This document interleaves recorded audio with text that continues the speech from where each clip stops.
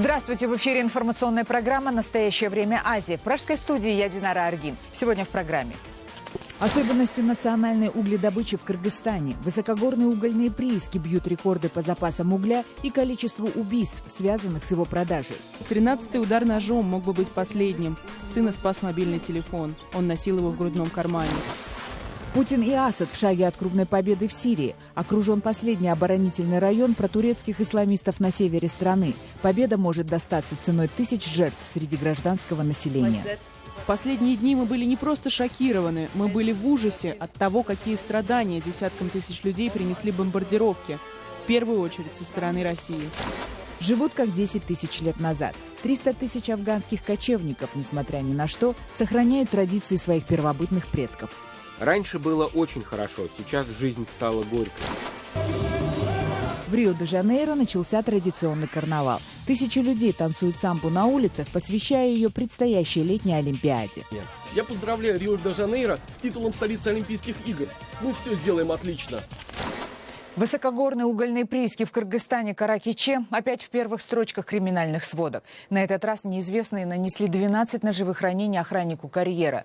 Под подозрением местные мафиозные кланы. Это второе нападение за месяц. Месторождение — лидер по запасам угля и по количеству убийств. О борьбе за черное золото страны в специальном репортаже Адилета Бектурсунова. В этот день мы планировали выехать в город, но ему кто-то позвонил. Видимо, пытались выманить из дома. Этим же вечером женщине позвонили и сообщили, что на ее сына было совершено нападение. Множественные колото-резанные ранения туловища, головы, проникающие ранения брюшной полости. Врачи насчитали 12 ножевых ранений. Истекающего кровью Руслана привезли в больницу случайные прохожие. Все сиденья были залиты кровью. Мать Руслана, Миргуль, перебирает в голове всевозможные варианты, кому бы он мог перейти дорогу. Вспоминает последний разговор. Думаю, что из-за смены руководства на угольном карьере.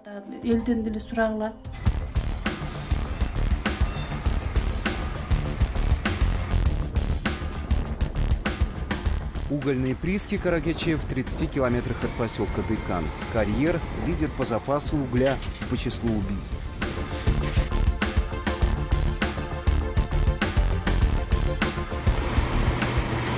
По разбитой узкой дороге из карьера вывозят уголь круглосуточно. Караваны грузовиков, километры пыли.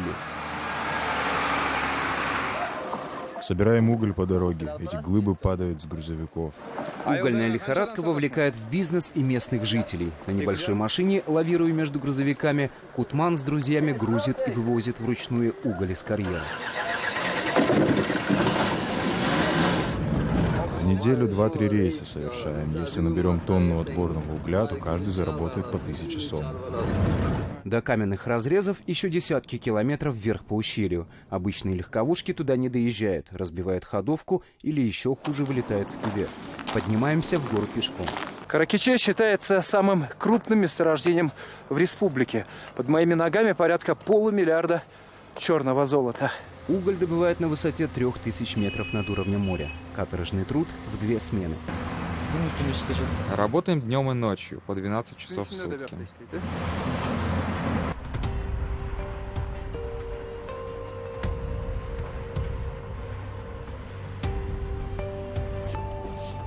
Привлекательность этих мест заключается в том, что уголь здесь добывается открытым способом, то есть экономически очень выгодная добыча. Вот вы видите здесь карьер. Долгое время каракичинский разрез обогащал бандитов, сменял собственников и лишь несколько лет назад перешел к государству. Начальник карьера Акылбек Тотонов знакомит с местностью.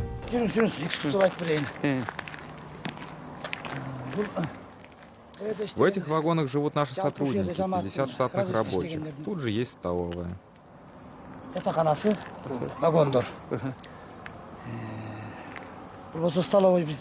Последние 2 года прибыль стремительно растет. Завезли дополнительную технику, свели к минимуму хищения.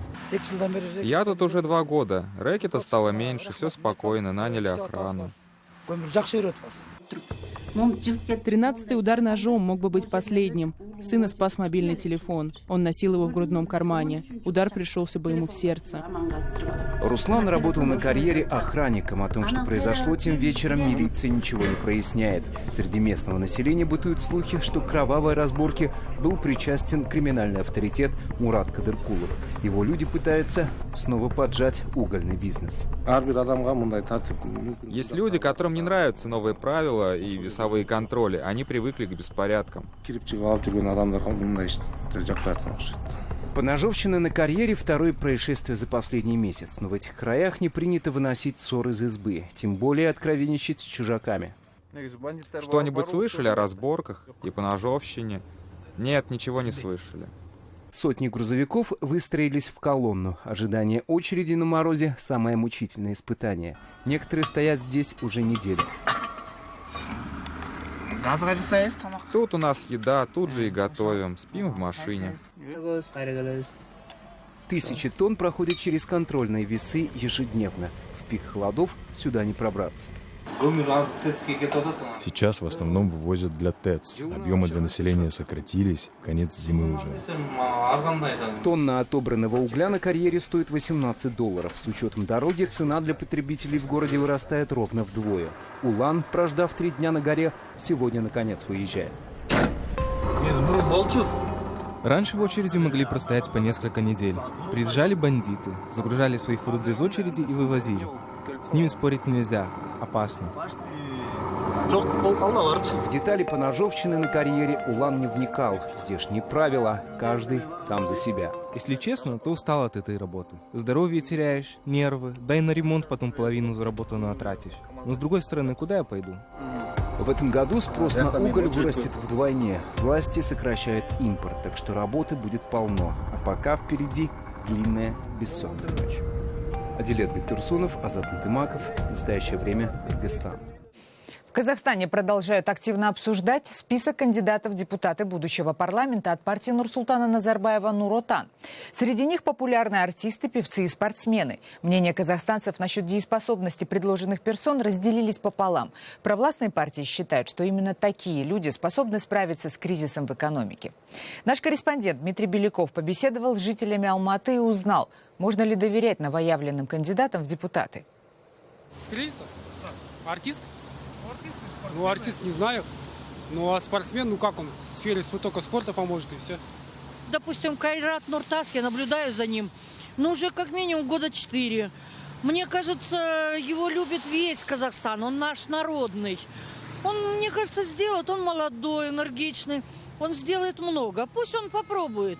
И каким образом они Казахстану пользу не принесет. Они не подготовленные люди, они не политики, они просто обыкновенные спортсмены. Головкин Гена должен помочь. Смогут, конечно. Надеемся на лучшее. Головкина. Головкин победит? Да. Если он себя побеждает, значит он победит. В этих спортсменах очень развит патриотизм, потому что они постоянно выступают за нашу страну. И возможно, что их благие намерения смогут помочь нашей стране выйти из кризиса. Сомневаюсь я глубоко. Извините. Я думаю, смогут. Причина, ну я думаю, допустим, Геннадий Головкин, он уже показал свои результаты. Поэтому, судя по тому, как он сейчас достигает в мире бокса, я думаю, в политической сфере, я тоже думаю, будет какие-то сдвиги. Каким образом они могут им помочь выйти из кризиса? Они всю экономику вообще в хлам просто у нас развалили, а при чем здесь спортсмены вообще? Каким образом? Я вот не представляю просто. Вот уже 3 года 15 семей казахстанского села Бидайколь живут в аварийном здании местной школы. Власти временно их переселили из разваливающейся 5-этажки и пообещали предоставить квартиры в кратчайшие сроки. Жизнь без документов, без возможности получать пособие и пенсии, без воды в разрушенных стенах. Репортаж казахской службы «Радио Свобода». 15 семей в селе Бидайколь Кызылординской области не могут оформить документы на жилье. По словам жильцов, местные власти, переселяя их из аварийной многоэтажки в здание бывшей школы, обещали быструю приватизацию. Однако обещанного люди ждут уже 3 года. Без документов на жилье и регистрации они не могут получить пенсии и пособия. Мы не можем получить ни пособий, ни пенсий. Нет никакой возможности. Что делать, мы не знаем. В такой ситуации десятки других жителей Бидайколя. Они переживают не только из-за отсутствия документов, но и по поводу аварийного состояния здания, в котором живут. Люди жалуются, что денег на ремонт помещения с осыпающейся штукатуркой у них нет. Как здесь жить человеку? Аким бы жил в таком доме? Или купил бы для своих детей? Жилищные проблемы в Бидайколе этим не исчерпываются. Сельчане жалуются также на отсутствие питьевой воды. Воду им приходится покупать. Водовоз с трудом приезжает, когда мы вызываем. Воду берем в долг. Говорим, что отдадим после получения детского пособия, пенсии. Берем только для того, чтобы чай попить. А так много воды нужно. Литр по 2 тенге. Это дорого для нас. Аким села Бидайколь Ержанбек Ахметов заверил репортеров Азаттыка, что вопрос с оформлением документов решится в течение месяца. Вопрос с питьевой водой в апреле этого года. В 2015 году были выделены средства на оформление здания. Сейчас продолжаются работы по оформлению документов в связи с изменением целевого назначения. Я надеюсь, что в ближайший месяц документы будут готовы. Село Бидайколь относится к гигантскому сельскому округу, в котором живет около 3000 человек. Махпал Муканказа, Онгар Масаев, Азаттык ТВ. Далее в программе. Путин и Асад в шаге от крупной победы в Сирии. Окружен последний оборонительный район протурецких исламистов на севере страны. Победа может достаться ценой тысяч жертв среди гражданского населения. В последние дни мы были не просто шокированы, мы были в ужасе от того, какие страдания десяткам тысяч людей принесли бомбардировки. В первую очередь со стороны России. Живут как 10 тысяч лет назад. 300 тысяч афганских кочевников, несмотря ни на что, сохраняют традиции своих первобытных предков. Раньше было очень хорошо, сейчас жизнь стала горькой. В Рио-де-Жанейро начался традиционный карнавал. Тысячи людей танцуют самбу на улицах, посвящая ее предстоящей летней Олимпиаде. Я поздравляю Рио-де-Жанейро с титулом столицы Олимпийских игр. Мы все сделаем отлично. Наступление сирийской армии на севере страны сопровождается сильнейшими бомбежками городов и поселков российскими самолетами. Мировые СМИ сообщают, что зафиксирована самая высокая интенсивность боевых вылетов с начала операции.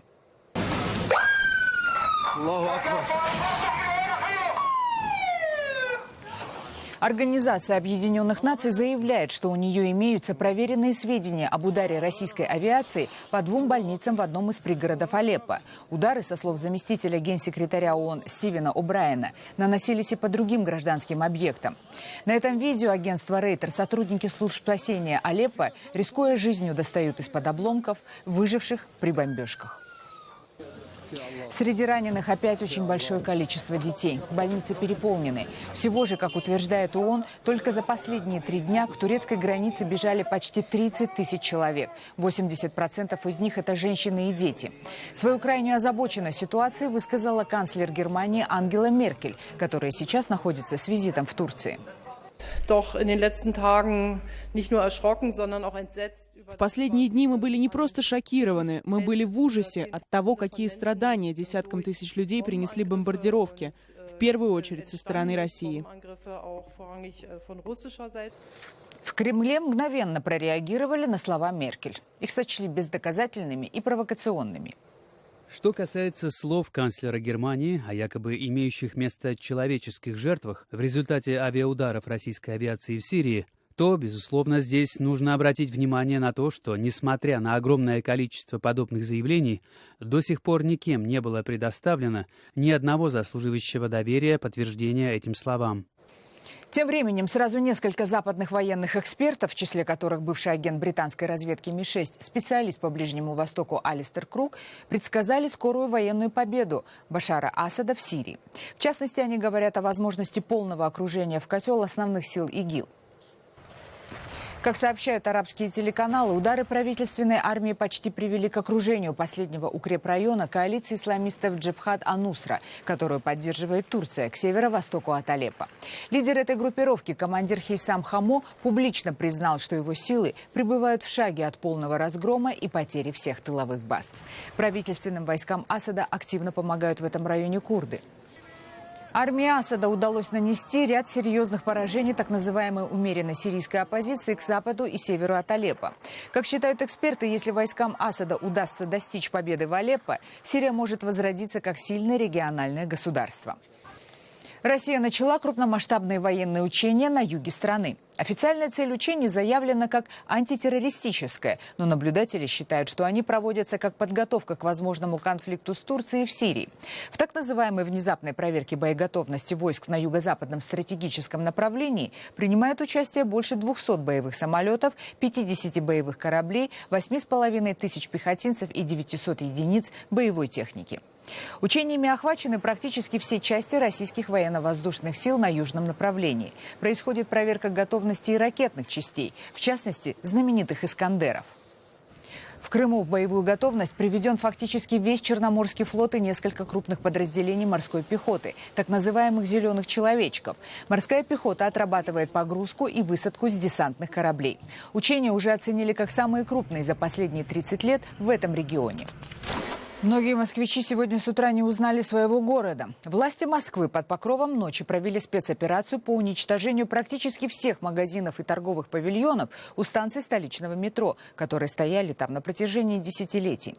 Действия начались неожиданно, и многие хозяева торговых точек ничего не знали об этом. Наш корреспондент Вадим Кондаков поговорил с участниками событий.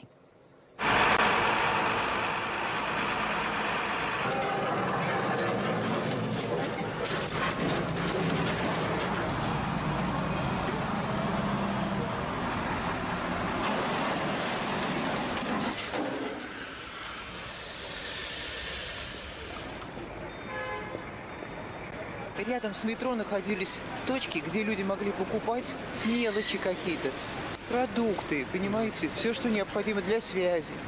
И это было очень удобно. Я считаю, что это просто варварство.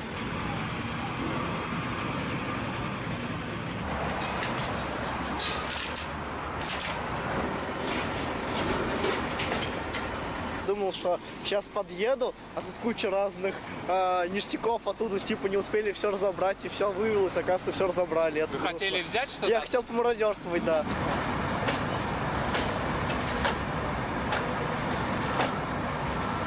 Вы как относитесь ко всему этому разрушению? Ларьков, палаток? Положительно. Положительно? Вам не нужны они, не пользуетесь? Практически нет. То есть хорошо, что сносят, будет чисто? Ну, будет чисто.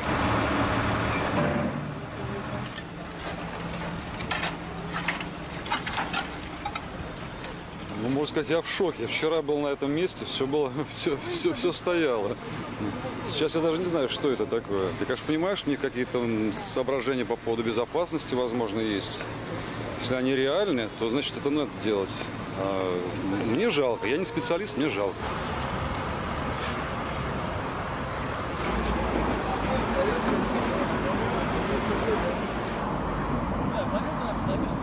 Каждый зарабатывает как может. Кому это мешало? Пользовались такими мелкими палатками? Конечно, конечно. Удобно и всегда было хорошо, доступно. А вам не жалко ломать? Строение было? Да, приказ был и все.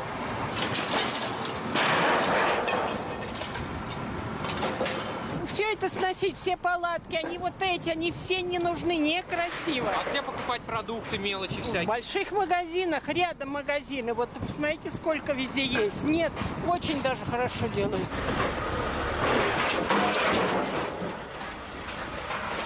От 300 тысяч до 1,5 миллиона человек на границе Пакистана и Афганистана сохраняют образ жизни своих первобытных предков-кочевников, несмотря ни на что. Кочевые племена кучис ведут настоящую борьбу за выживание. Это их осознанный выбор.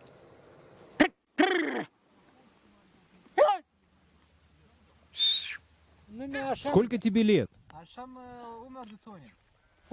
Я думаю, где-то 40 или 45 лет. Сколько ты уже живешь как кочевник кучис? С момента моего рождения я стал кучис. Всю свою жизнь я прожил как кочевник. Каково это? Раньше было очень хорошо. Сейчас жизнь стала горькой. Это племя кочевников кучис. Дни напролет они пасут овец и козлов вдоль сегодняшних границ между Пакистаном и Афганистаном. Официально они афганцы. И говорят они на диалекте пушту, однако их племена считаются изгоями в обоих государствах. Кучис до сих пор сохраняет образ жизни своих далеких предков, однако в последние годы это становится тяжелым испытанием. Обстоятельства делают жизнь хуже. С одной стороны, Бог посылает засухи. С другой стороны, у людей стало меньше сострадания, они зачерствели. Мы постоянно переходим с места на место. В одной деревне нам сказали: мы не хотим вас здесь видеть. В соседней: мы не позволим вам здесь жить. Количество кучис, живущих на две страны, варьируется от 300 до 1,5 миллиона человек. Именно они – самая бедная и маргинальная группа в этом отдаленном горном регионе между Афганистаном и Пакистаном. Многие жители этих стран обвиняют кочевников в укрывательстве боевиков Талибана. Тем не менее, единственная борьба, которой озабочены кочевники – борьба за выживание. Как вы живете зимой? Мы живем в этих же палатках. Это очень тяжело. Посмотрите, этот старик переживает вместе с нами холодную погоду. Женщины, дети, старики, молодые — все сталкиваются с проблемами. Никто не живет хуже, чем кучис, особенно зимой. Проблемы возникают потому, что нужно заботиться о детях, стариках и животных. Но никто нас не принимает к себе, нам не помогают, никто нас не слышит. Война, постоянные засухи, снижающаяся плодородность земель вынудила многих кучис осесть в городах. Однако около трети этнической группы продолжает вести полностью кочевой образ жизни. Несмотря на все трудности, они считают этот путь единственно возможным для себя. Александр Орлов, Рэй Фурлонг, «Настоящее время», Пакистано-афганская граница. В Рио-де-Жанейро начался традиционный карнавал. В этом году его посвятили предстоящей летней Олимпиаде. По традиции главным событием праздничного шествия стал красочный парад лучших школ самбо. Подробности в репортаже Рейтер.